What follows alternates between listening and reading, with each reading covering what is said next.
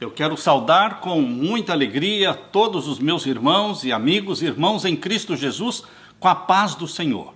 Seja bem-vindo a esta longa jornada do grande conflito. O grande conflito entre Cristo e Satanás, os anjos de Jesus e os anjos de Satanás. É uma guerra.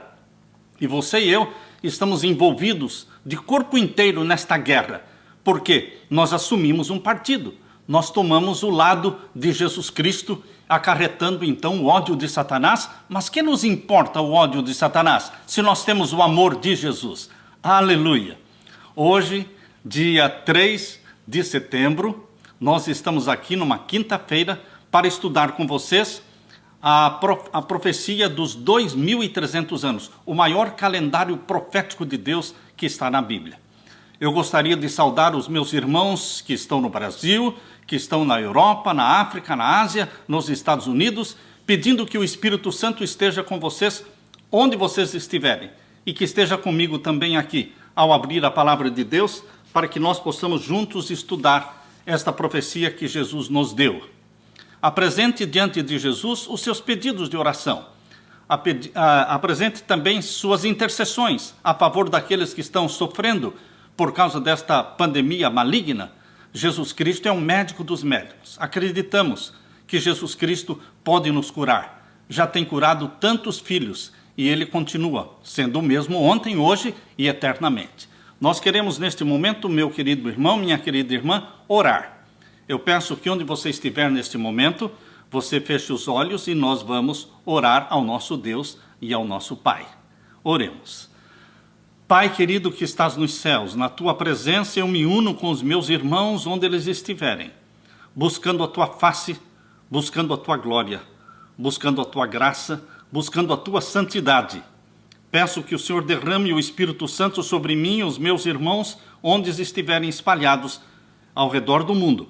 Que o Espírito Santo esteja trabalhando em todos os lugares, em todos os corações, abrindo a nossa mente para entendermos esta profecia que vamos estudar, Daniel capítulo 8, verso 14, sobre os 2.300 anos.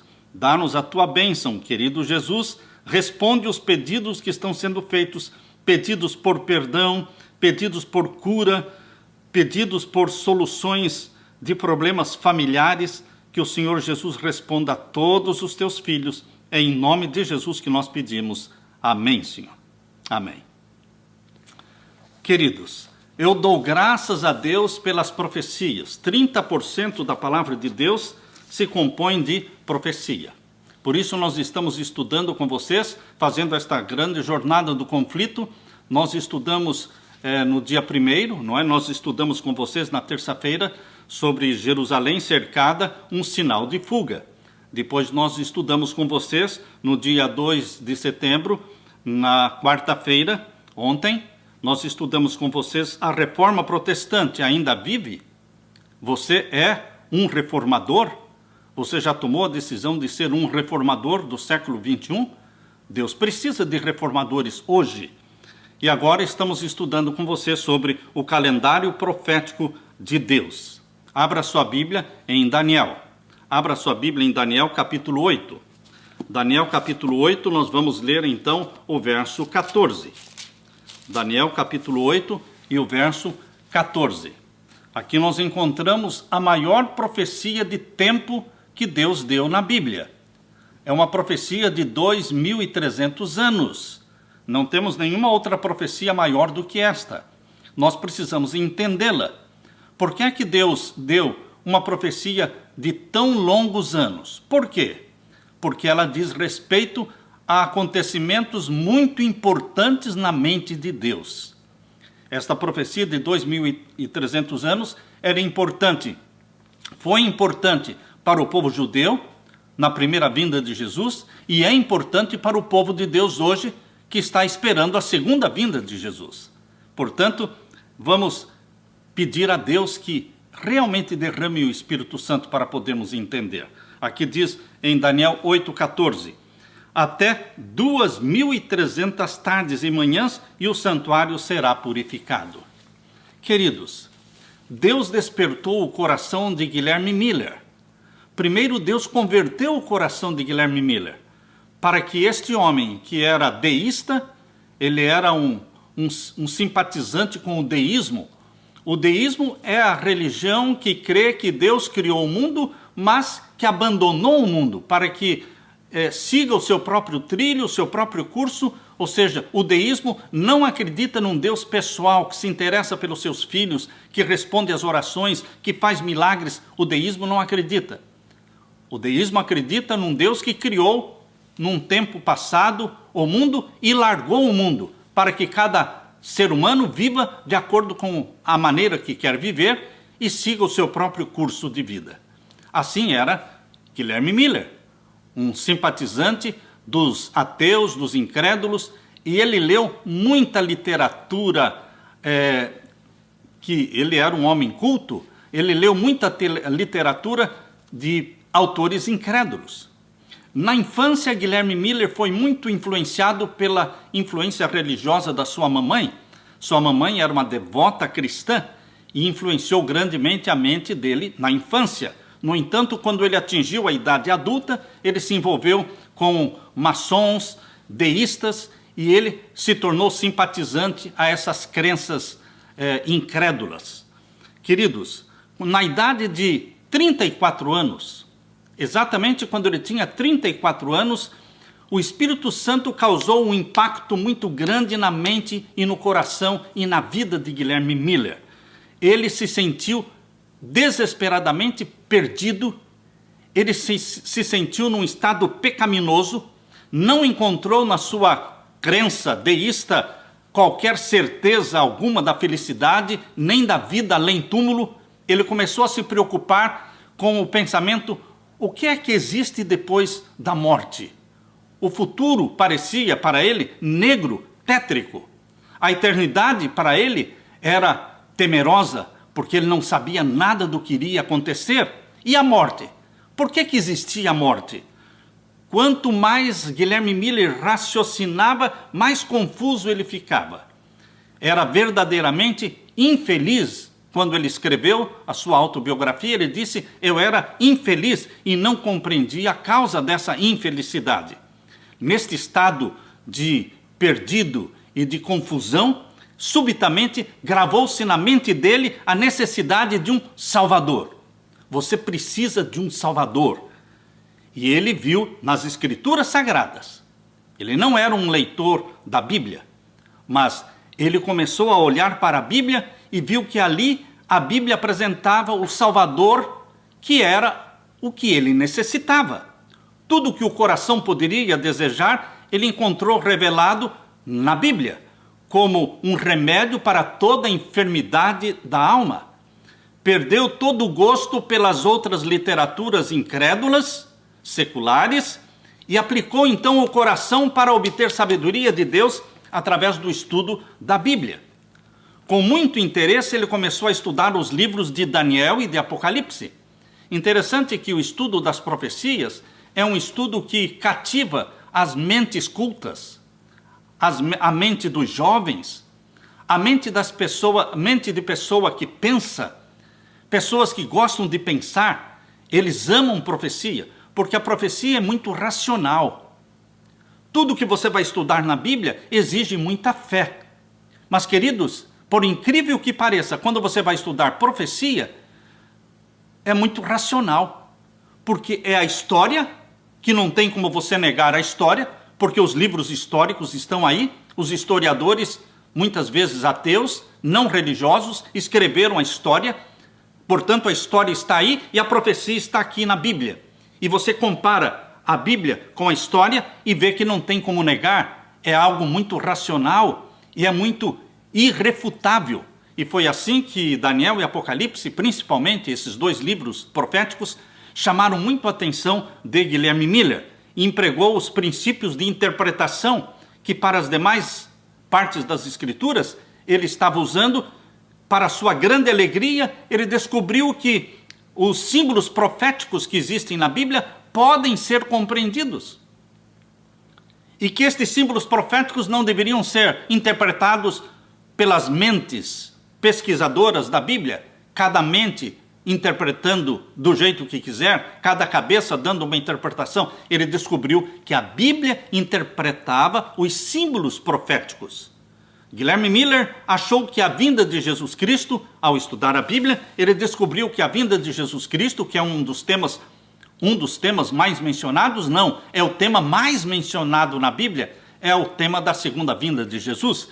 E ele descobriu que a segunda vinda de Jesus será literal, ou seja, não será uma vinda espiritual, não, será literal. Ele subiu para o céu de forma literal, sendo visto pelos discípulos, ele voltará de forma literal, de forma pessoal, e é plenamente ensinada e revelada na Bíblia. O apóstolo Paulo, Guilherme Miller, pesquisando a Bíblia, isso aconteceu quando ele tinha 34 anos de idade. Ele encontrou lá em 1 Tessalonicenses, abra sua Bíblia, na primeira carta de Paulo aos Tessalonicenses, capítulo 4, e o verso 16. Aqui Guilherme Miller encontrou esse texto lindo, maravilhoso, de Paulo aos Tessalonicenses. 1 Tessalonicenses, capítulo 4, e o verso 16.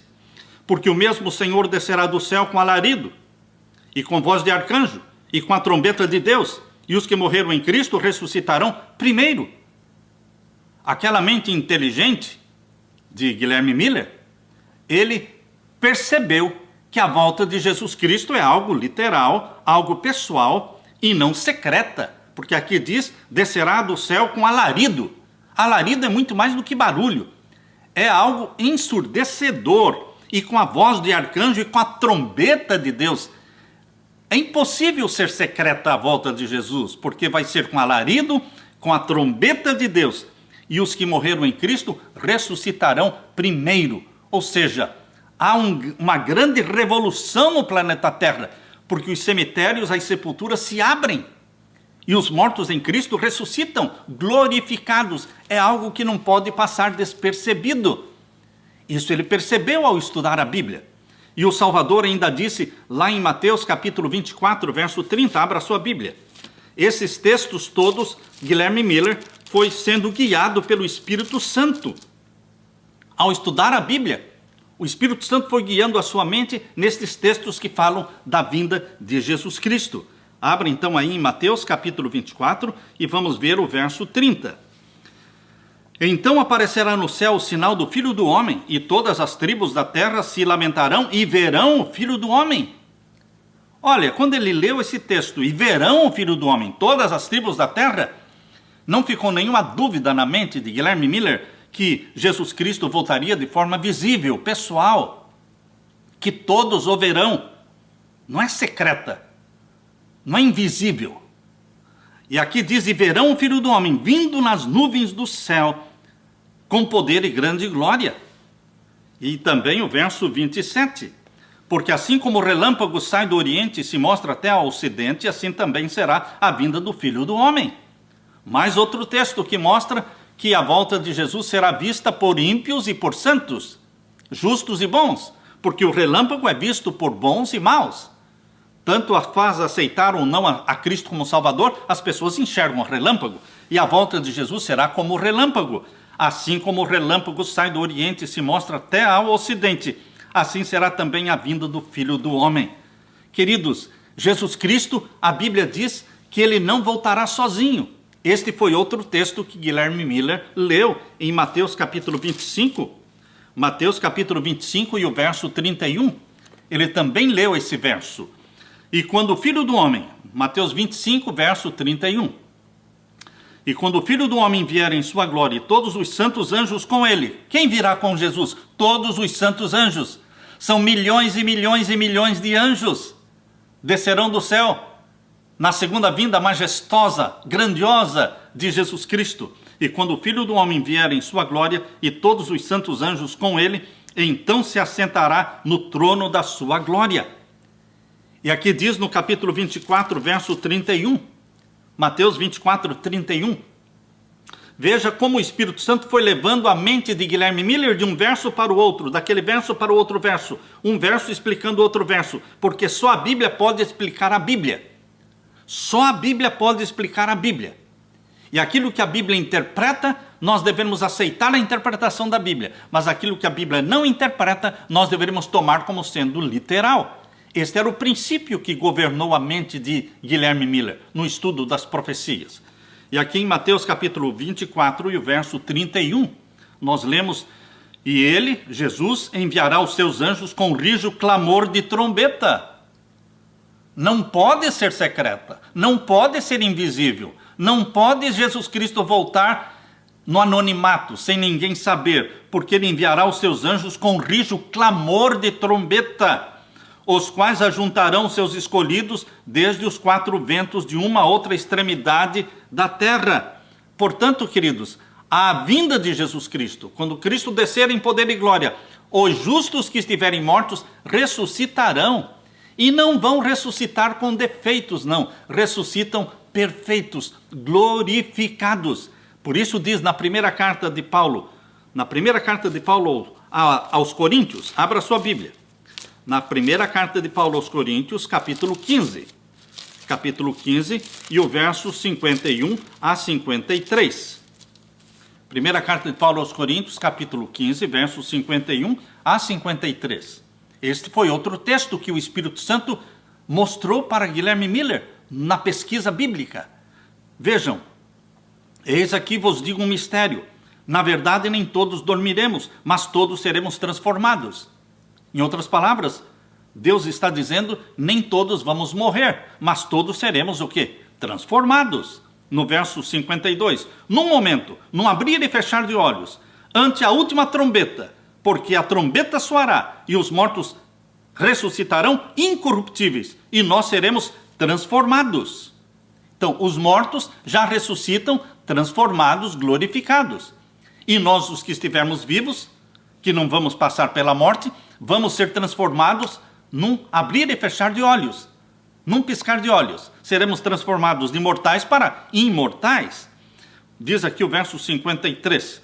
Porque convém que isto que é corruptível se revista da incorruptibilidade, e o que é mortal se revista da imortalidade. Portanto, você não tem a imortalidade, você vai ter a imortalidade na segunda vinda de Jesus. Aleluia por isso.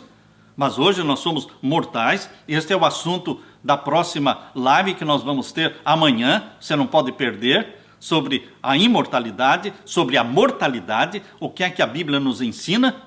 Esse é o assunto de amanhã. E aqui diz, queridos, no verso 54, e quando isto que é corruptível se revestir da incorruptibilidade, e isto que é mortal se revestir da imortalidade, então cumprir-se-á a palavra que está escrita, tragada foi a morte na vitória. Queridos, em sua carta aos Tessalonicenses, na carta que Paulo escreveu aos Tessalonicenses, capítulo 4, e o verso 16 e 17, Paulo esclarece que os mortos ressuscitam perfeitos e os que estão vivos são transformados e seremos arrebatados juntos. Lembre-se, a Bíblia diz que os mortos não vão para o céu antes dos vivos. E a Bíblia também diz que os vivos não vão para o céu antes dos mortos. Não tem nada de morto indo para o céu antes dos vivos e nem os vivos antes dos mortos. Vivos transformados e mortos também ressuscitados, transformados, são arrebatados juntos, para encontrar o Senhor Jesus nos ares, e assim estaremos para sempre com o Senhor. Vamos ler este verso. 1 Tessalonicenses capítulo 4, verso 16, que já lemos, e vamos ler de novo o verso 16, e em sequência o verso 17.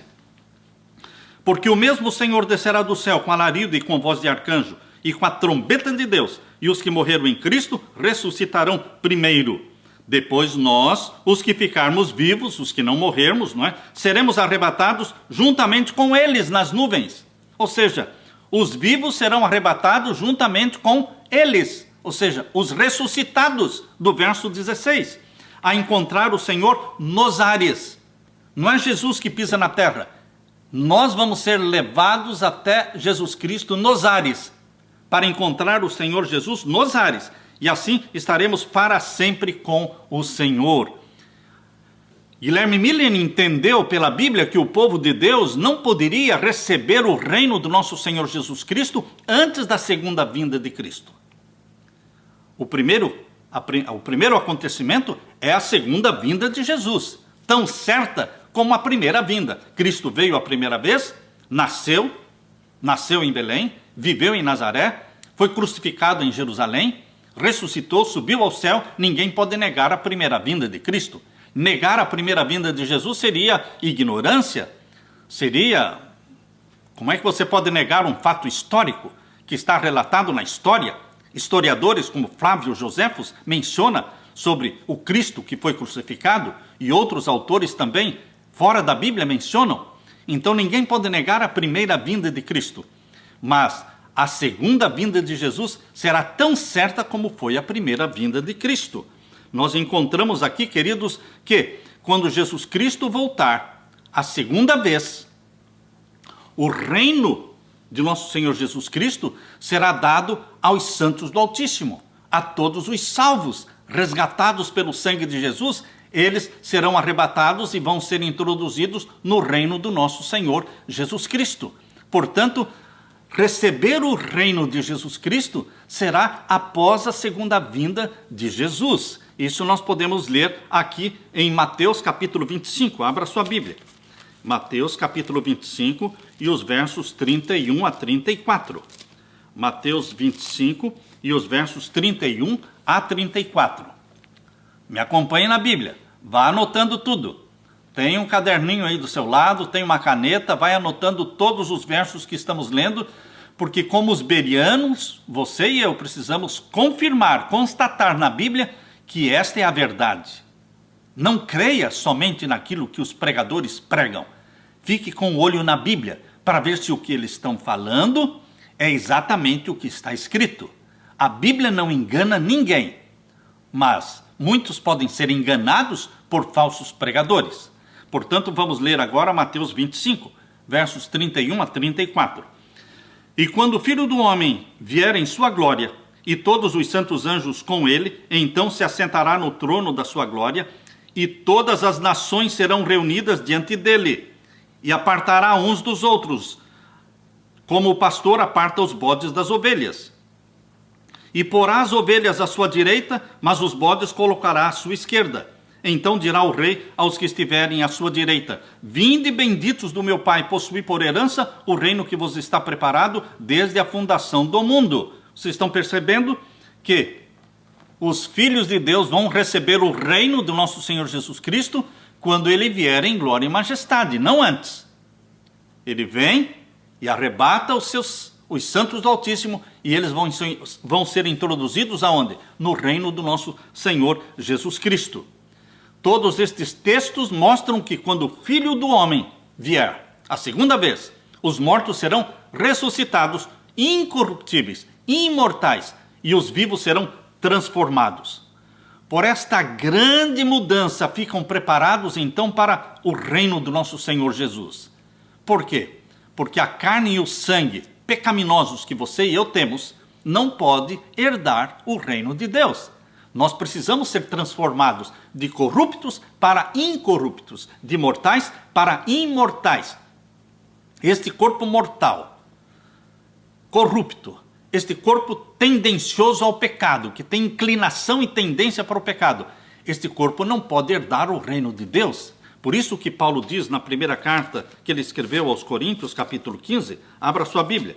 Primeira carta de Paulo aos Coríntios, capítulo 15, e o verso 50. Ele diz que a carne e o sangue, do jeito que nós somos pecadores, nós não vamos entrar no reino de nosso Senhor Jesus. Nós temos que ser transformados. Vamos ler então, primeira carta de Paulo aos Coríntios, capítulo 15, verso 50. E agora digo isto, irmãos, que a carne e o sangue não podem herdar o reino de Deus. Vejam, queridos, você não vai ser fantasma na ressurreição. E você vivo, que será transformado e glorificado, não vai ser fantasma. Você vai continuar sendo um ser humano e com um corpo. Assim como Jesus ressuscitou com um corpo. Lembram-se vocês? Quando Tomé, o incrédulo, não queria acreditar no Cristo ressuscitado, e Jesus disse: Tomé, toca aqui nas minhas mãos. Toque aqui nas minhas mãos e veja que sou eu mesmo. Queridos, seres ressuscitados, assim como Jesus ressuscitou, possuem corpos, sim, corpos glorificados, como Adão. Adão, antes de pecar, ele tinha um corpo o quê? Glorificado. Quando é que Adão perdeu esta glorificação? Quando ele pecou. Quando ele pecou, aquelas vestes de glória que cobriam Adão e Eva sumiram. Quando Adão pecou, morreu a natureza espiritual dele. Ele perdeu a vestimenta de glória com a qual estava vestido. E aí ele sentiu vergonha, ele e Eva sentiram vergonha um do outro e fizeram aventais de folhas de figueira para se cobrirem. Queridos, seres glorificados têm corpos glorificados. Não são fantasmas. Mas não é essa carne e sangue que nós temos hoje, pecaminosos. Seremos como Jesus quando ele ressuscitou. Lembram-se vocês, quando Jesus ressuscitou, ele aparecia e desaparecia? Lembram-se vocês de Moisés e Elias no Monte da Transfiguração? Ele apareceu e depois desapareceram? Ali no Monte da Transfiguração? Porque Moisés e Elias são seres glorificados. Portanto, queridos, nós vamos, aqui a Bíblia diz, nós acabamos de ler com vocês, no capítulo 15 de primeira carta de Paulo aos Coríntios, verso 50, que agora digo isto, irmãos, que a carne e o sangue não podem herdar o reino de Deus, nem a corrupção herda a incorrupção. Por isso que o verso 51 até o verso 53, 54, está mostrando que nós seremos transformados, totalmente transformados. O homem no seu estado presente, mortal, corruptível, não pode herdar o reino de Deus. O reino de Deus, porém, será incorruptível, permanecendo para sempre. Portanto, o homem, na sua condição atual, não pode entrar no reino de Deus. Por isso, ele tem que ser glorificado. Mas, vindo Jesus, ele confere a imortalidade ao seu povo e, então, os arrebata para o céu. Queridos, a doutrina que mais chamou a atenção de Guilherme Miller na Bíblia foi a doutrina da segunda vinda de Jesus. Ele ficou apaixonado pela segunda vinda de Jesus.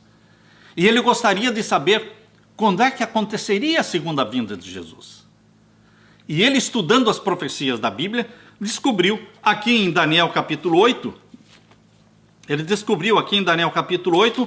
a profecia que mais se aproximava, mais se parecia com a segunda vinda de Jesus. Quando ele leu a profecia de Daniel capítulo 8, verso 14, ele disse, esta é a profecia que mais se assemelha à segunda vinda de Jesus. Porque aqui está dizendo, capítulo 8, verso 14 de Daniel, até 2.300 tardes e manhãs, e o santuário será purificado.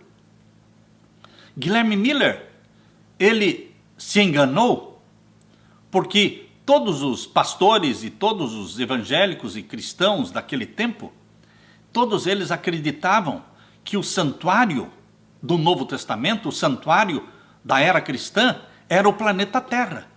Ninguém até ali entendia a doutrina do santuário. Até ali ninguém tinha prestado atenção na doutrina do santuário terrestre e a doutrina do santuário celestial. Todos os pastores e membros das igrejas cristãs pensavam que na era cristã, no Novo Testamento, o santuário era o planeta Terra.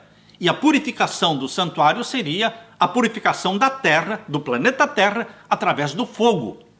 Então, quando Guilherme Miller leu esta profecia, até 2.300 tardes e manhãs e o santuário será purificado, ele pensou, bom, o santuário é o planeta Terra. A purificação do santuário seria a purificação da terra através do fogo na segunda vinda de Jesus.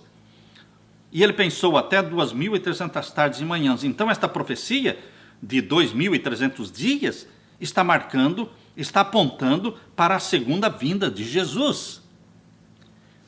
Este foi o erro dele, de crer no conceito popular. Você não pode crer no conceito popular. A maioria sempre esteve errada, meu irmão. A maioria sempre esteve errada no passado e a maioria sempre está errada no presente. Não é o que a maioria pensa. Você não tem que acreditar nos conceitos populares. Você tem que acreditar no que está escrito na Bíblia. o conceito popular das coisas, geralmente está errado.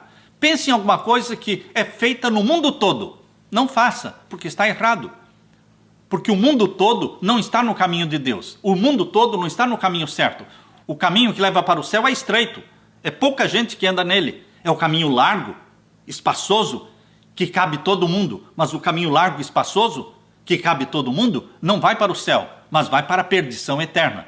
Portanto, fique fora dos conceitos populares. Ah, todo mundo pensa assim, todo mundo crê assim, todo mundo guarda esse dia, todo mundo faz isso, todo mundo faz aquilo, mas você não é todo mundo. Você é filho e filha de Deus. Você é minoria, você é remanescente, você vive e anda no caminho estreito. Aleluia, aleluia. E Deus nos deu a profecia para nos mostrar, para nos tirar dos conceitos populares. Porque aquilo que é óbvio, muitas vezes está errado. Ah, é óbvio que o dia de guarda é o domingo. Ah, é óbvio. Você já viu na Bíblia se é realmente? Este é um outro assunto que nós vamos estudar com vocês depois de amanhã.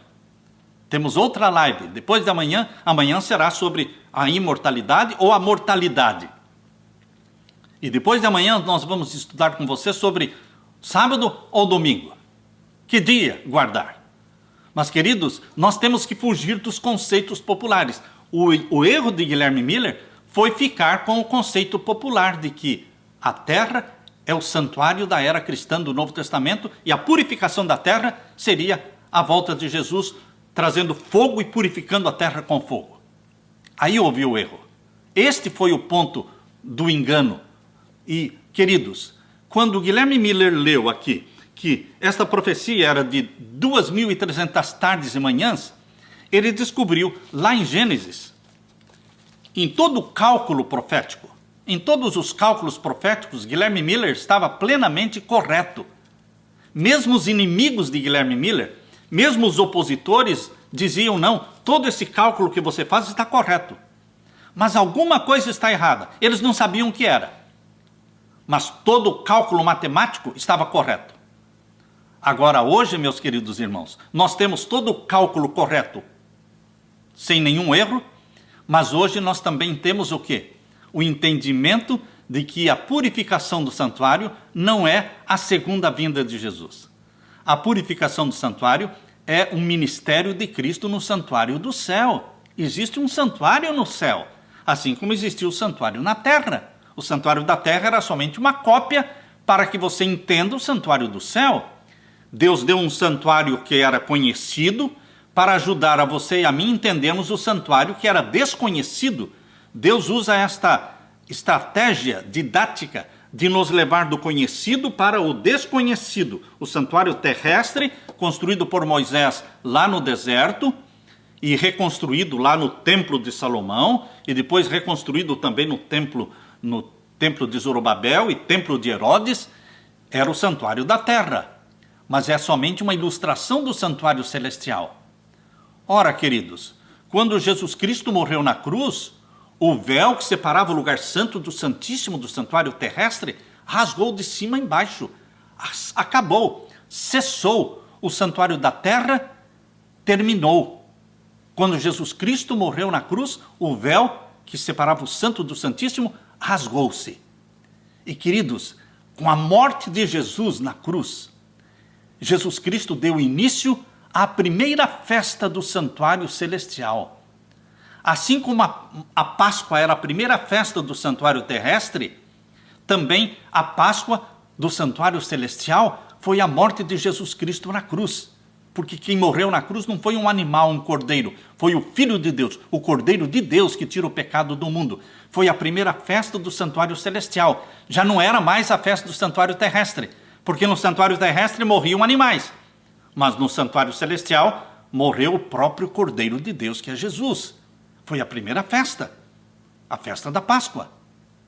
E Jesus Cristo ressuscitou no domingo, no dia 16, ele morreu no ano 31, não é? No dia 14 do ano 31, e ressuscitou no dia 16. Tudo aconteceu no primeiro mês do calendário judaico, no ano 31. Jesus ressuscitou no dia 16. Esta também era uma festa do santuário terrestre, mas quando aconteceu a ressurreição de Jesus já era uma festa do santuário celestial. Porque Jesus Cristo e aqueles que ressuscitaram com Jesus, eles são as primícias dos que dormem. No santuário da terra, dia 16, cada ano do primeiro mês, eles comemoravam a festa das primícias, que era a colheita dos primeiros frutos que eram consagrados a Deus no templo. Isso era simbólico, profético, apontando para a ressurreição de Cristo e de uma multidão que ia ressuscitar com ele, conforme diz em Mateus capítulo 27. Mateus 27, versos 51 a 53, fala que Jesus ressuscitou, mas muitos corpos de santos, muitos, quando a Bíblia fala muitos, são muitos, ressuscitaram com Cristo também. Mateus 27, 51 a 53. Estas primícias formadas por Jesus e os que ressuscitaram com ele subiram para o céu e foram consagradas a Deus no santuário celestial. Percebam que o santuário da terra terminou, mas o santuário do céu está em vigor. Está em vigor. Bendito seja Deus pelo santuário celestial. É exatamente o lugar onde Jesus exerce o seu ministério. Cristo não podia exercer o seu ministério no santuário da terra, porque no santuário da terra, para exercer o sacerdócio ali, tinha que ser da linhagem de Arão, da tribo de Levi, da linhagem de Arão. E Jesus não era da linhagem de Arão, Jesus não era da tribo de Levi, Jesus era da linhagem de Davi e era da tribo de Judá. Portanto, ele não podia oficiar e ser sacerdote no santuário da terra. Mas no santuário celestial, Jesus Cristo é sacerdote, é sumo sacerdote. Jesus Cristo é o Cordeiro de Deus. Por isso Jesus inaugurou o santuário do céu. Quando ele subiu para o céu, ele subiu para o céu exatamente quando ele ressuscitou. Não é? No mesmo dia que ele ressuscitou, no dia 16, ele subiu ao céu, no dia das primícias, e apresentou as primícias diante do Pai. Mas aí ele voltou para a terra. Vocês sabem que ele voltou e ficou 40 dias na terra, andando entre os discípulos. Aparecia e desaparecia. Depois de 40 dias, ele subiu definitivamente para o céu. Passados 10 dias, chegou o dia do Pentecostes, que era outra festa do santuário terrestre, mas agora era a festa do santuário celestial, Pentecostes do santuário celestial.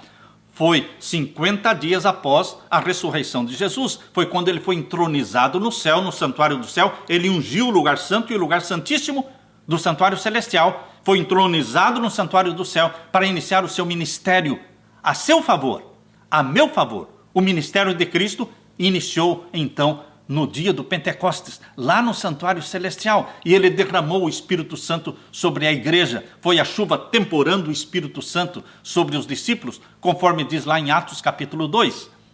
Portanto, queridos, o ministério de Jesus Cristo não era no santuário da terra, mas no verdadeiro santuário, que é o do céu.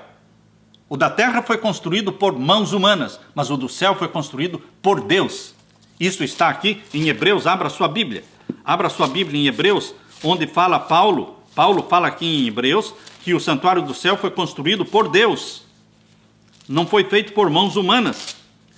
E Satanás não queria que o povo entendesse essa doutrina do santuário celestial. Por isso, no tempo de Guilherme Miller, eles acreditavam que o santuário era o planeta Terra, que seria purificado com o fogo na segunda vinda de Jesus, porque eles não entendiam a doutrina do santuário celestial. Mas hoje você entende, meu querido irmão. É o centro da obra de Jesus no céu. Qual é o centro da obra de Jesus no céu? O santuário celestial. É ali que ele ministrou por mais de 1800 anos como sacerdote intercessor nosso no lugar santo. Mas ia chegar um momento em que ele ia iniciar o juízo no santuário celestial. Essa é a purificação do santuário celestial. Assim como no santuário terrestre existia o serviço diário, que era feito diariamente, de intercessão, mas no santuário terrestre também tinha o serviço anual, que era uma vez por ano, o dia 10 do 7º mês. Era um único dia que o sumo sacerdote, não o sacerdote, mas o sumo sacerdote, entrava no lugar santíssimo. E ele fazia então a purificação do santuário nesse dia 10 do 7º mês. Esse serviço anual também existe no santuário do céu. Por mais de 1800 anos, desde que Jesus inaugurou o santuário celestial, ele trabalhou no lugar santo como nosso intercessor. Mas a profecia de Daniel 8,14 menciona até 2.300 tardes e manhãs, e o santuário será purificado, ou seja, no final dos 2.300 anos. No final dos 2.300 dias proféticos, que acabaram em 1844. Matematicamente, acabaram em 1844. Jesus começaria o juízo celestial, no Santíssimo do Santuário Celestial. Não deixa de interceder, mas ele assume uma nova função, que é de juiz, de julgar todos aqueles mortos desde Adão e Eva. Todos os mortos desde Adão e Eva estariam sendo julgados. E depois do julgamento dos mortos, viria o julgamento dos vivos. Isso é feito no lugar santíssimo do santuário celestial, representado pelo serviço anual lá do santuário terrestre. Portanto, queridos, aqui você pode ver em Hebreus capítulo 8, o santuário verdadeiro que existe no céu. Muitos não prestam atenção nisso aqui, mas existe um santuário no céu. Existe o Santíssimo no santuário do céu. Assim como o santuário da terra tinha, lá no Santíssimo, tinha o quê? A Arca do Concerto. A Arca do Concerto que tinha 10 mandamentos dentro. Muitos dizem, eu não guardo os mandamentos de Deus porque o templo já foi destruído, o santuário da terra foi destruído, não ficou pedra sobre pedra e a lei foi abolida. Queridos, o santuário da terra foi destruído, mas foi inaugurado o santuário do céu. E o que tinha no santuário da terra tem no santuário celestial. A Arca do Concerto que tinha no santuário da terra, no Santíssimo, tem também no Santíssimo do santuário celestial. A lei de Deus é tão eterna quanto o próprio Deus. Queridos, por isso Satanás não quer que as pessoas entendam o santuário celestial, porque assim ele pode enganar as pessoas para não obedecerem os mandamentos de Deus. Mas o juízo celestial tem como base a norma de justiça, que é a santa lei de Deus. A lei de Deus é um reflexo do caráter de Deus. Assim como Deus é eterno, a sua lei é eterna. Não existe governo de Deus sem lei. Você já ouviu falar de algum governo sem lei? Nem na terra existem governos sem lei. Assim também o governo celestial, ele tem uma lei. Não é qualquer lei, é a lei de Deus. Romanos capítulo 7, verso 12, Paulo diz, porque a lei de Deus é santa, justa e boa. Por que a lei de Deus é santa, justa e boa? Porque Deus é santo, justo e bom. E a lei de Deus é um reflexo do caráter de Deus. Por isso ela é santa, justa e boa. A lei de Deus é eterna, sabe por quê? Porque Deus é eterno. Enquanto Deus existir, e ele vai existir sempre, existirá a sua lei no santuário celestial, que está dentro da Nova Jerusalém. Assim como o santuário da terra estava dentro da velha Jerusalém. Lembram-se vocês? O santuário da terra estava dentro da velha Jerusalém. O santuário celestial está dentro da Nova Jerusalém. Aleluia! Tudo se corresponde. Aleluia! Aqui em Hebreus capítulo 8 diz, ora, a suma do que temos dito é que temos um sumo sacerdote que está sentado nos céus. Veja, o santuário do céu, à destra do trono da majestade, ministro do santuário e do verdadeiro tabernáculo. Estão vendo aí? O verdadeiro tabernáculo não era o da terra. O da terra era temporário, passageiro, acabou. Mas foi inaugurado o santuário que é eterno. É o verdadeiro, é o original, construído por Deus. Onde quem ministra ali não é Arão, nem os levitas, mas é Jesus Cristo, o sacerdote eleito por Deus o Pai. Pela ordem, segundo a ordem de Melquisedeque, Jesus Cristo foi feito sacerdote do santuário celestial. Vamos ler então Hebreus 8, verso 2. Ministro do santuário e do verdadeiro tabernáculo, o qual o Senhor fundou, e não o homem. Está vendo? Santuário do céu. É este santuário do céu que deveria ser purificado de 1844 para frente, no final dos 2.300 anos. É uma obra de juízo, de julgamento. Quando Jesus Cristo voltar com poder e glória, ele virá para buscar aqueles que foram julgados e seus nomes foram conservados no livro da vida do Cordeiro. Quando Jesus Cristo vier, diz lá em Mateus capítulo 25, não é? Verso 31 e 32, que ele vai separar os bodes das ovelhas, e aos que estiverem à sua direita dirá, vindes benditos do meu Pai, possuir por herança o reino que vos está preparado desde a fundação do mundo, e aqueles que estiverem à esquerda, ele dirá, malditos. Malditos. Por quê? Porque quando Jesus Cristo vier em glória e majestade, ele já vem sabendo quem foi julgado e salvo e quem foi julgado e está perdido. Que nomes foram conservados no livro da vida, que nomes foram riscados do livro da vida. Por isso o juízo acontece antes da segunda vinda de Jesus em poder e glória. Nós estamos vivendo no dia do juízo, nós estamos vivendo no tempo do juízo. E quando começou? No final dos 2.300 anos. E que ano foi isso? 1844. Por isso é importante esta profecia, queridos. Agora vamos abrir a Bíblia aqui em Daniel. Daniel capítulo 8, nós estamos lendo, né? Daniel capítulo 8, nós vimos o verso 14, que a profecia era de 2.300 dias proféticos. A Bíblia diz em Números 14, verso 34, em Números 14, verso 34, a Bíblia diz que um dia em profecia significa o quê? Um ano. Um ano. Esse é um dia em profecia, um ano. Falando daqueles 40 dias que os espias espiaram a terra, que emanava leite e mel, e quando eles voltaram depois de 40 dias, com um relatório bem negativo, bem infeliz, eles então deram esse relatório aqui em Números capítulo 14, falando mal da terra que emanava leite e mel, e Deus se zangou, Deus sentiu um desgosto pela incredulidade do povo, e Deus falou o quê?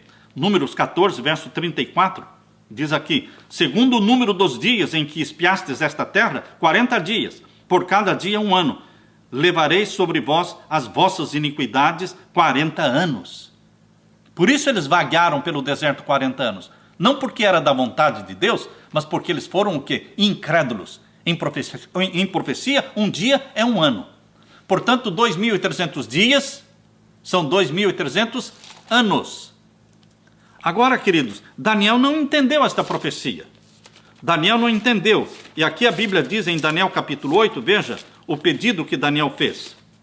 Aqui Daniel fez um pedido para Deus, para entender a profecia dos 2.300 anos. Vamos ver então Daniel capítulo 8. Vamos ver aqui e o verso 17. Verso 17. E veio perto de onde eu estava, esse é o anjo Gabriel, e veio perto de onde eu estava, e vindo ele, fiquei assombrado, e caí sobre o meu rosto, mas ele me disse: entende, filho do homem, porque esta visão se realizará no fim do tempo. Daniel não entendeu esta visão.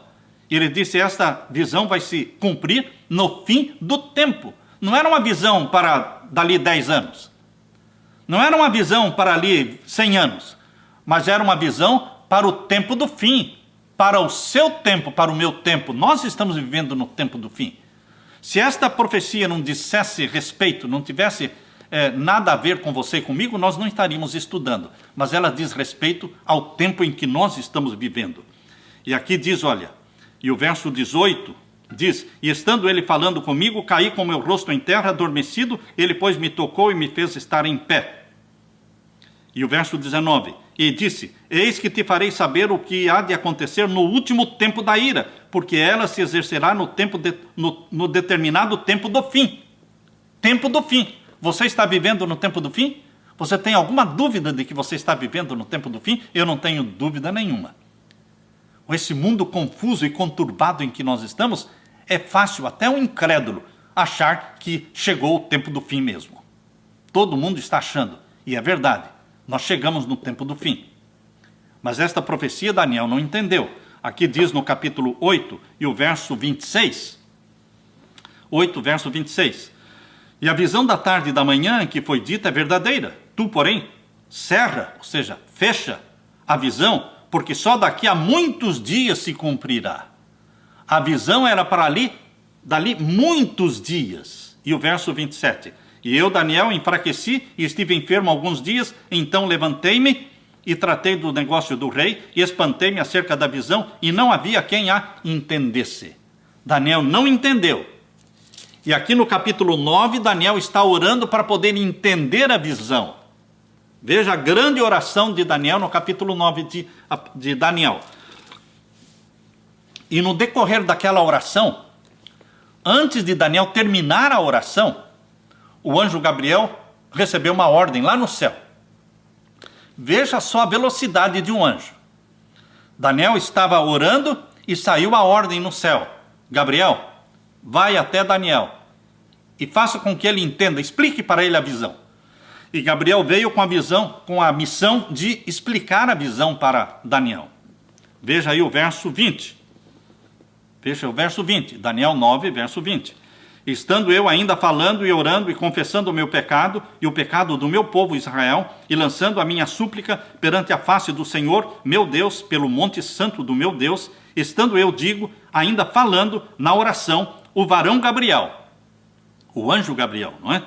Que eu tinha visto na minha visão no princípio, veio voando rapidamente e tocou-me a hora do sacrifício da tarde, 3 horas da tarde. E me instruiu e falou comigo e disse, Daniel, agora saí para fazer-te entender o sentido. Eu vim para fazer-te entender o sentido. Sentido do quê? Da visão que ele não tinha entendido do capítulo 8. É muito fácil entender isso, irmãos. Há pessoas que pensam que a explicação que o anjo Gabriel estará dando aqui no capítulo 9 não tem nada a ver com a visão do capítulo 8. Tem tudo a ver, meu querido irmão. Porque é exatamente a visão que Daniel não entendeu, é do capítulo 8, dos 2.300 anos, que era para o tempo do fim.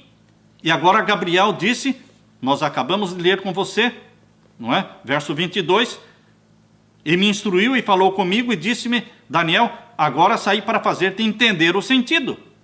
Verso 23 agora, no princípio das tuas súplicas, saiu a ordem.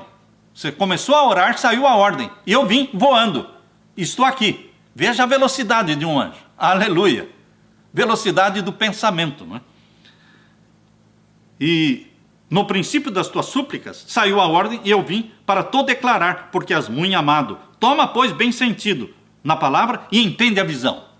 Entende a visão que você não entendeu, é óbvio. Qual a visão? Dos 2.300 anos. Só que, queridos, Deus é muito didático. A profecia de 2.300 anos é a mais longa profecia da Bíblia.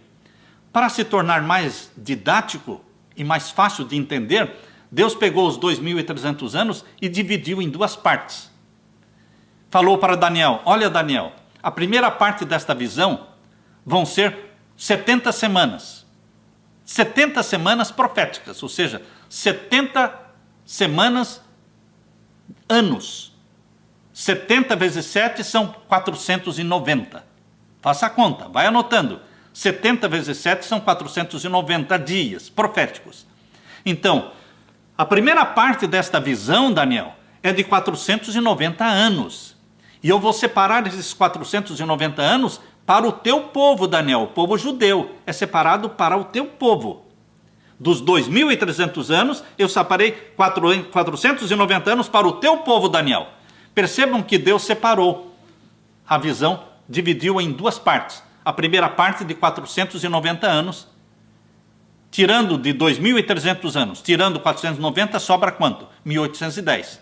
Então, a segunda parte é de 1.810 anos, que vão chegar até 1.844, até o fim da visão.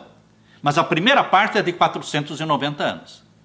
Agora, Daniel tinha que saber quando é que vai começar, quando é que iria começar esta visão.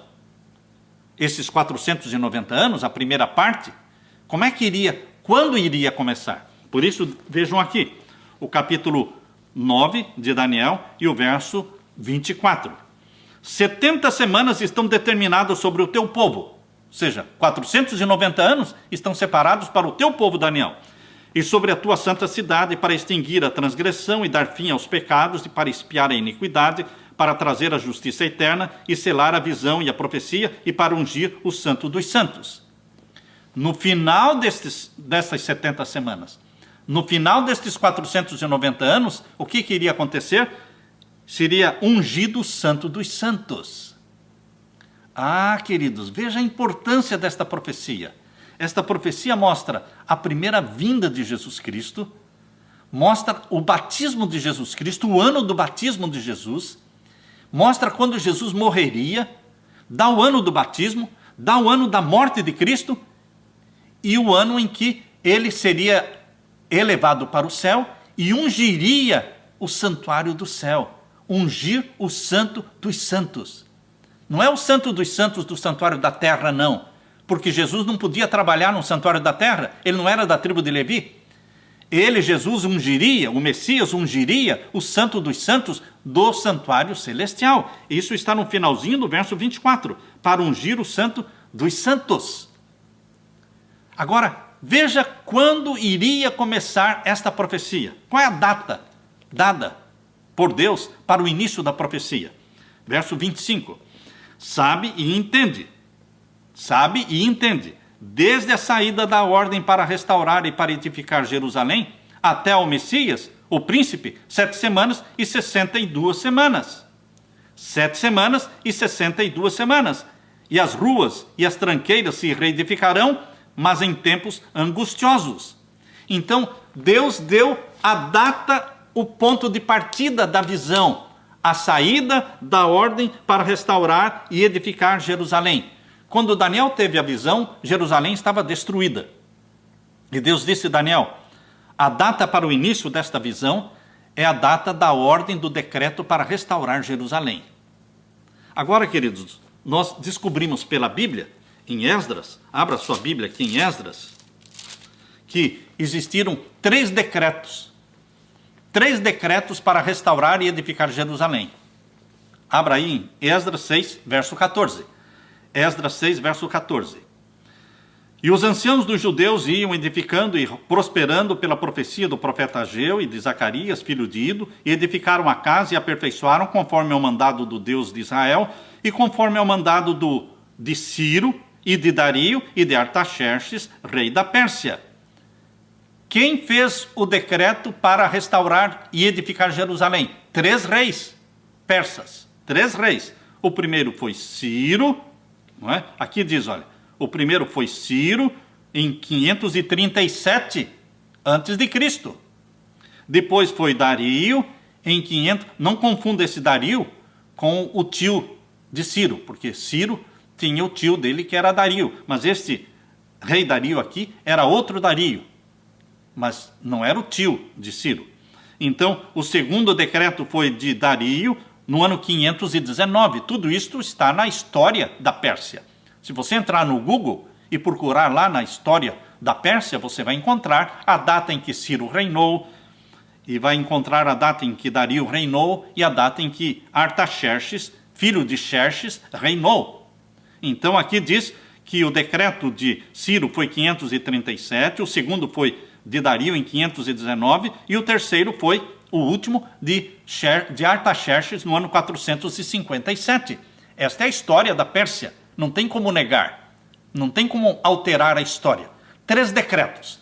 Começaram a reconstruir e pararam. Começaram a reconstruir e pararam.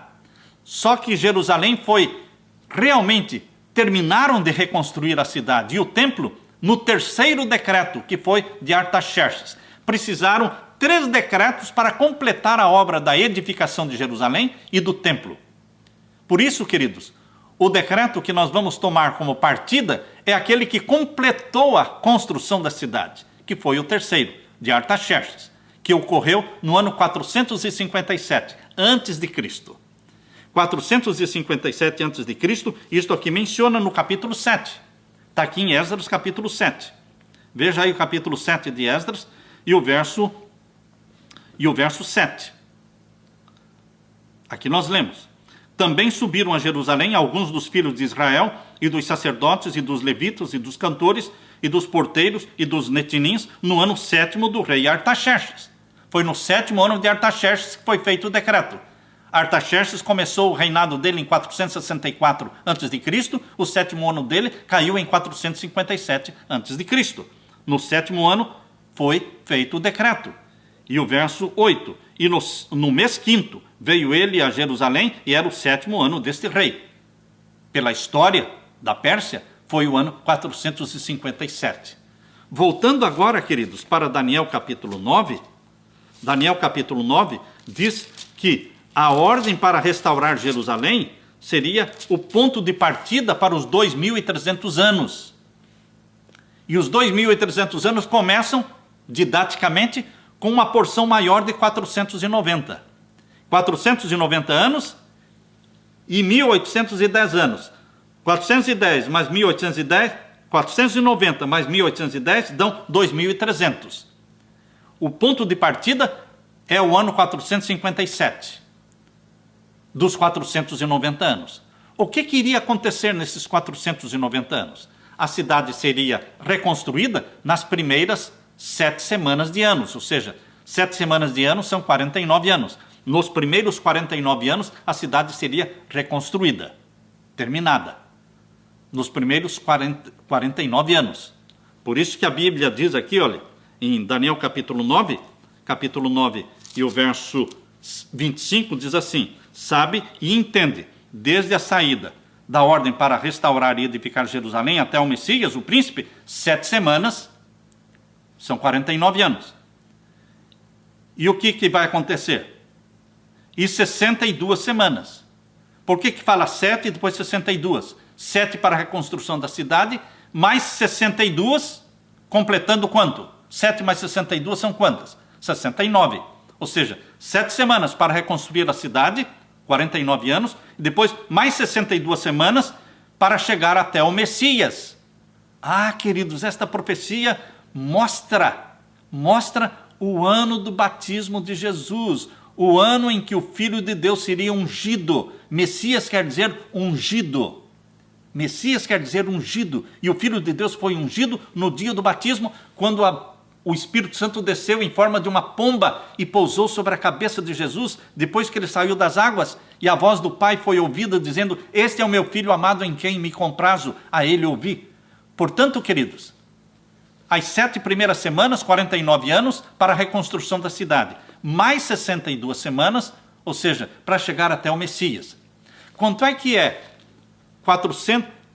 7 semanas mais 62 semanas? São 69 semanas. 69 semanas vezes 7 são 483 anos. 483 anos é o tempo desde a saída da ordem para restaurar Jerusalém até o batismo de Jesus. Você está percebendo? 490 anos. A profecia começou em 457. Você diminuindo 490 menos 457, você vai ter o ano 26. Então Jesus foi batizado no ano 26? Não, foi no ano 27. Por que tem a diferença de um ano? Ah, porque você soma, você pega um período de anos antes de Cristo e outro período de anos depois de Cristo. Sempre que você faz uma conta matemática que envolve antes de Cristo e depois de Cristo, você tem que acrescentar o 1, porque não existe o ano 0. Antes de Cristo, os anos vieram decrescendo. Ano 10, ano 9, ano 8, ano 7, até que chegou o ano 1. Do ano 1 antes de Cristo, pulou para o ano 1 depois de Cristo. Só que na conta matemática fica faltando 1, porque não existe o ano 0. Então, quando você diminui 490 menos 457, você vai ter, então, o ano 26. Você acrescenta 1. Fica o ano 27. O ano 27 é o ano do batismo de Jesus. Neste ano 27, Jesus Cristo foi ungido. E das 70 semanas, estava faltando quantas? Somente uma semana estava faltando. 69 semanas foram até o batismo de Jesus, no ano 27. Só estava faltando agora a última semana, de 7 anos. Que começou quando? No ano 27, no batismo de Jesus. Os últimos 7 anos, a última semana, vai do ano 27 até o ano 34. Agora percebam o detalhe da profecia aqui no verso 26. Capítulo 9, verso 26. Depois das 62 semanas, ou seja, 7 mais 62, são 69, não é? Mas aqui fala, depois das 62 semanas, ou seja, será tirado o Messias. O Messias ia morrer na última semana. Na última semana, a última semana começa com o batismo do Messias e ele vai morrer na última semana. Mas quando da última semana? Qual o período da última semana o Messias ia morrer? E depois das 62 semanas será tirado o Messias e não será mais. Agora o verso 27. Ele, o Messias, firmará um concerto com muitos por uma semana. Qual é esta semana que o Messias firmaria um concerto com muitos por uma semana? Qual semana? A última semana, a 70ª, do ano 27 ao ano 34. E ele firmará um concerto com muitos por uma semana, e na metade da semana fará cessar o sacrifício e a oferta de manjares. Quando é que Jesus fez cessar a oferta de sacrifício? Quando é que ele fez que o véu do templo rasgou de cima a embaixo e não tinha mais sacrifício ali no santuário da terra? Porque o verdadeiro Cordeiro de Deus tinha morrido. Quando é que ele fez cessar o sacrifício? Quando ele morreu. Jesus morreu no ano 31, na metade da última semana. A última semana começou no ano 27, terminou no ano 34. Na metade da última semana, Jesus fez cessar o sacrifício. Jesus foi morto. Exatamente. Não tem dúvida, irmãos. Isso aqui é uma conta matemática. A profecia mostra o ano do batismo de Jesus, o ano da morte de Jesus Cristo, no ano 31. Mas a última semana ainda não tinha terminado. Tinha mais 3 anos e meio da última semana. Desde o batismo de Jesus, no ano 27, 3 anos e meio de ministério. Aí ele morreu no ano 31. Mais 3 anos e meio completaram o quê? A última semana. A última semana foi do ano 27 ao ano 34. O que aconteceu no ano 34? O evangelho deixou de ser pregado só para os judeus. No ano 34, o evangelho começou a ser pregado para os gentios. Quem que se converteu no ano 34? O apóstolo dos gentios, Paulo. Como é que Paulo se converteu? Vendo a morte de Estevão. Estevão foi apedrejado no ano 34. E quem estava segurando as vestes dos apedrejadores de Estevão? Saulo. Saulo era inimigo do povo de Deus, segurando as vestes, as vestimentas daqueles que estavam apedrejando Estevão. E Saulo ouviu a oração de Estevão: Pai, perdoa-lhes porque eles não sabem o que fazem. Isso nunca mais saiu da mente de Saulo. E o Espírito Santo continuou trabalhando na mente de Saulo, até que ele se converteu e se tornou Paulo, chamado por Deus para ser o apóstolo dos gentios. Pedro começou a pregar para os gentios, indo para a casa de Cornélio pregar. Paulo foi o apóstolo dos gentios. Filipe foi enviado para pregar. Queridos, o evangelho começou a ser pregado para os gentios depois do ano 34. Depois que acabaram os 490 anos. Por isso que quando Jesus morreu na cruz e ressuscitou, ele disse para os discípulos que eles não deveriam sair ainda pregando para o mundo todo, porque ainda não era a hora de sair pregando para o mundo todo. Por isso você pode estranhar esta ordem de Jesus aqui em Atos capítulo 1. Em Atos capítulo 1, Jesus disse: olha, vocês devem ficar em Jerusalém. Não saiam ainda pregando para o mundo todo, ainda não é hora. Porque por mais 3 anos e meio o evangelho tem que ser pregado na Judéia, para o povo judeu, até que cumpra o quê? Cumpram-se os 490 anos. Até que se cumpram as 70 semanas proféticas separadas para o povo judeu. E uma vez que eles rejeitem o evangelho, então vocês vão pregar para os gentios. E queridos, o povo judeu rejeitou o Messias, por isso o crucificaram, mas o evangelho continuou sendo pregado para os judeus por mais 3 anos e meio. Por isso Jesus disse aqui em Atos capítulo 1, Atos capítulo 1, verso 8, mas recebereis a virtude do Espírito Santo que há de vir sobre vós, e ser-me-eis testemunhas, tanto em Jerusalém, como em toda a Judéia e Samaria e até os confins da terra. Depois que os discípulos foram batizados pelo Espírito Santo, eles continuaram pregando o evangelho ali. Veja aqui, tanto em Jerusalém, como em toda a Judéia. Jerusalém é a capital, Judéia o país, Samaria, não é? E depois, então, até os confins da terra. Os confins da terra, só depois do ano 34 que começou a ser pregado o evangelho para todas as nações.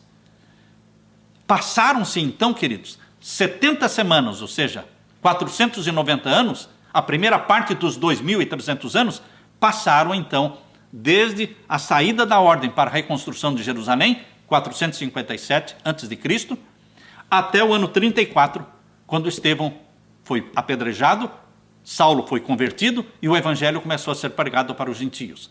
Na metade desta última semana, Cristo fez cessar o sacrifício, ele morreu. Já estudamos matematicamente, guiados pelo Espírito Santo, nós estudamos 490 anos dos 2.300 anos. Agora, faltam 1.810 anos.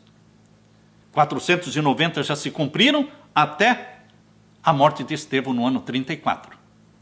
Agora faltam 1810 para completarmos 2.300 anos. Se você somar do ano 34, ano da morte de Estevão, ano da conversão de Saulo, se você somar aí mais 1810, você chega a 1844. E o que iria acontecer no ano de 1844? A purificação do santuário. Até 2.300 tardes e manhãs. E o santuário será purificado. O juízo celestial. Queridos, por mais de 1.800 anos, Jesus trabalhou no lugar santo do santuário celestial.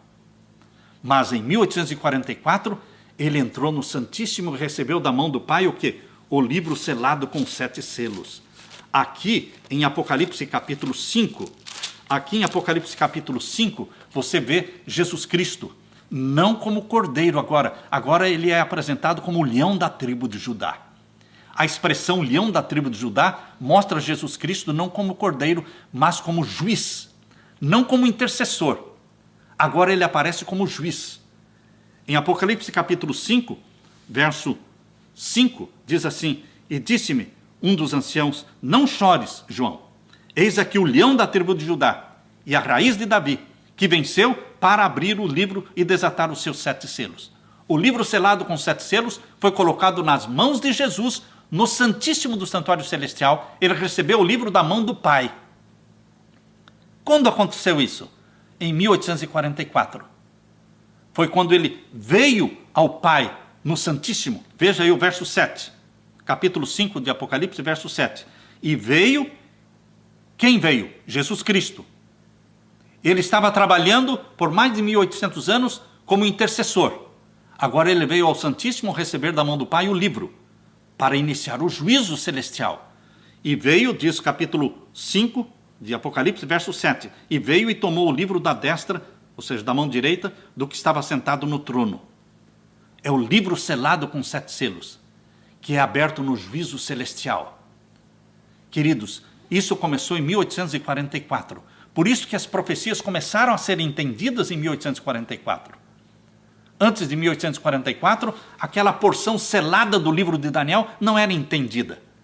Mas no tempo do fim, ela começou a ser entendida porque o santuário celestial começou a ser explicado. A porta que estava fechada antes de 1844, a porta do Santíssimo do Santuário Celestial, lembre-se, a porta do Santíssimo do Santuário Celestial estava fechada até 1844. Mas em 1844 ela se abriu. E João viu o quê? Viu o Santíssimo do Santuário Celestial. Você, quando lê aqui em Apocalipse 4, diz que a porta foi aberta para João ver lá dentro do Santíssimo o trono do Pai.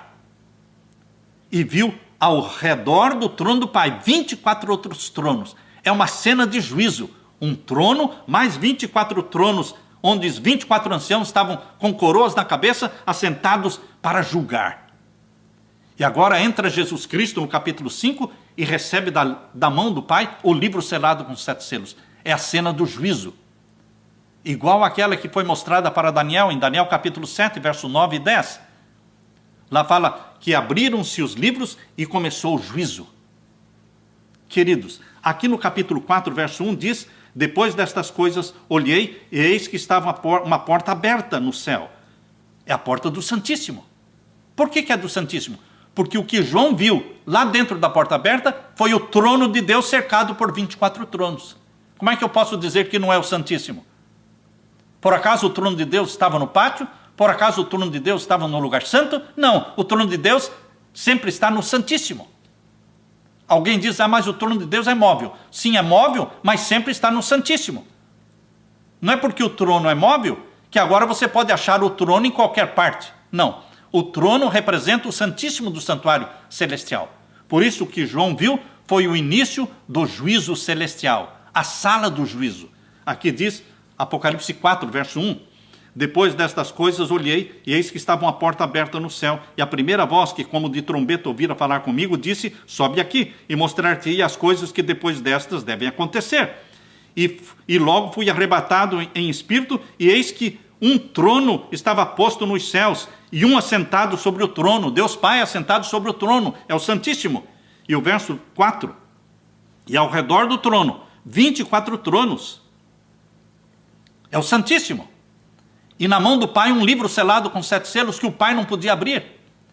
Os anciãos não podiam abrir, os anjos não podiam abrir. Por isso João começou a chorar, porque o livro selado com 7 selos tinha que ser aberto para iniciar o juízo, mas ninguém era capaz de abrir.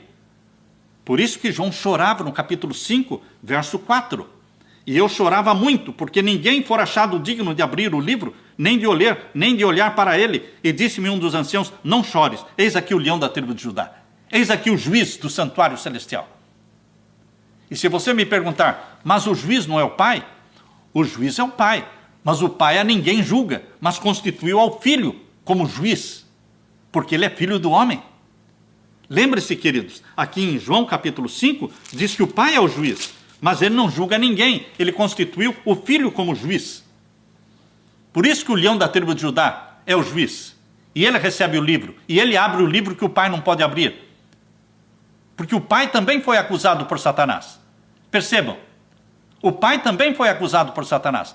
O nome do Pai vai ser reivindicado e justificado no juízo celestial, para mostrar que a lei de Deus é santa, justa e boa, para mostrar que Satanás é mentiroso, que a lei de Deus pode ser obedecida, porque Jesus obedeceu.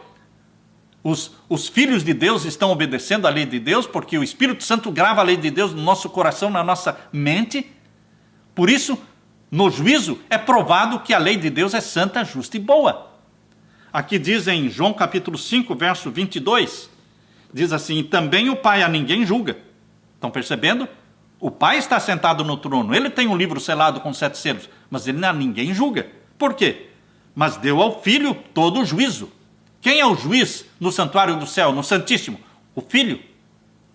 Por isso ele é chamado o leão da tribo de Judá. Jesus como cordeiro é vítima. Jesus como nosso advogado, sacerdote, era o nosso intercessor. Agora Jesus como leão da tribo de Judá é a figura dele como juiz no santuário celestial. Capítulo 5 de João, verso 27. E deu-lhe o poder de exercer o juízo, porque ele é o Filho do homem.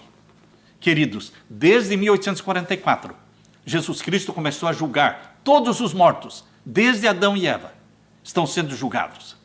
Logo, muito breve, vai iniciar o juízo dos vivos, nome por nome dos vivos, salvos e perdidos, vão ser julgados. Quando Jesus voltar, ele sabe quem são os salvos, quem são os perdidos. Quando é que será ou terá início o juízo dos vivos? Exatamente quando começar o selamento do povo de Deus na terra. Quando é que vai começar o selamento do povo de Deus na terra? Quando o decreto dominical for aprovado. Quando o sinal da besta for implantado no mundo todo, homens e mulheres que optarem em obedecer os mandamentos papais serão marcados pelo sinal da besta. Mas, queridos, os filhos de Deus salvos pelo sangue de Jesus e que escolhem obedecer os mandamentos de Deus, eles serão selados pelo selo do Deus vivo. Este é o tema que nós vamos estudar com vocês depois de amanhã, sobre o sinal de Deus e o sinal da besta. Queridos, você e eu temos a Jesus Cristo como Salvador, como advogado, e nós temos a Jesus como juiz, nosso juiz. É o juiz a quem amamos, é o juiz que já deu a vida para nos salvar, é o juiz que é carne da nossa carne, sangue do nosso sangue. Jesus é tão chegado a mim e a você, que a Bíblia diz que ele é irmão nosso, e não se envergonha de nos chamar de irmãos, porque ele se tornou um de nós. Ele se ligou a você e a mim por laços eternos, que jamais se partirão. Eu me alegro em pensar no juízo celestial, porque quem está sentado ali é Jesus Cristo, o meu Salvador amado. Jesus Cristo é o seu Salvador? Você ama Jesus Cristo? Você é apaixonado por Ele? Alegre-se, porque é Ele que julga.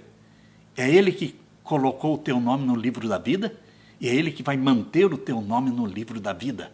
Aleluia, aleluia. Glória a Deus.